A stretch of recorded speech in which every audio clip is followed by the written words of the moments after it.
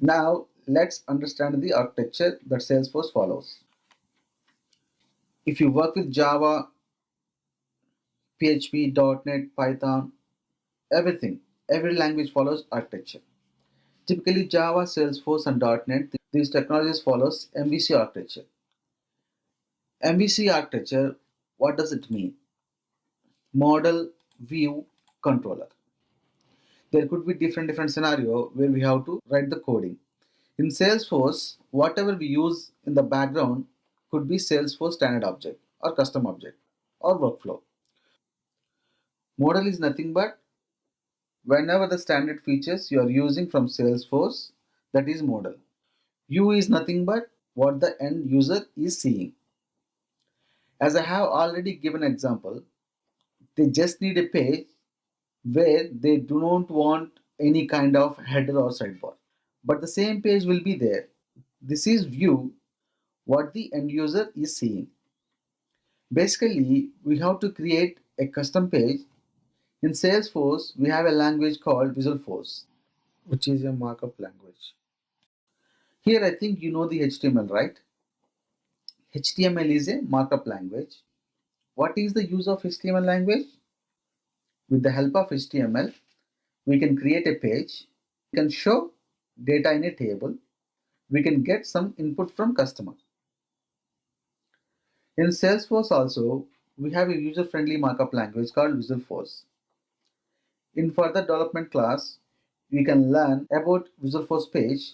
It is nothing but view, what the end user is seeing. Now the controller. Here you can see the opportunity object. So what is controller? Let's understand the requirement. The requirement is business needs a page where there not be any headers and sidebar, but there will be a button. Suppose there is an input field name called opportunity name. Just click on new. So there is a input field name called opportunity name. Input field means where you give the input. These are the input fields. Here we give the input. Business wants only 2 or 3 input fields and one single button.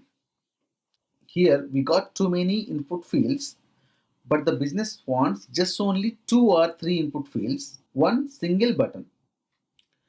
For example, just imagine that button is a search button. If you click on search button, something will happening in the background. What is happening there? It could be millions or trillions of records. It is fetching the exact data from opportunity object and showing in a table. Showing in a table, nothing but view. It is a part of view. But clicking on button, something happened in the background.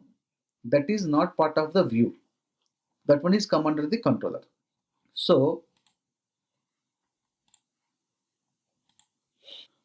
control is nothing but business logic. Now go back to the slide, model view controller. Here model is nothing but object workflow.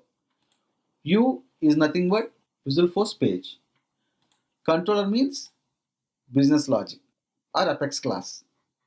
Apex is a language.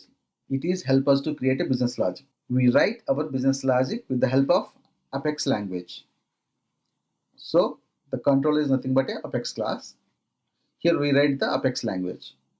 In case if you studied computing, I no need to tell what is the class meant by.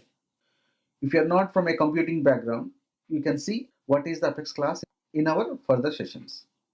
So the model view controller, the typical architecture Salesforce follows.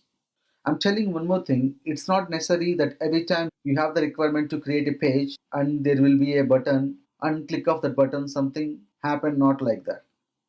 It's completely depends on different types of requirement. So model view controller, this is the way we follow in Salesforce.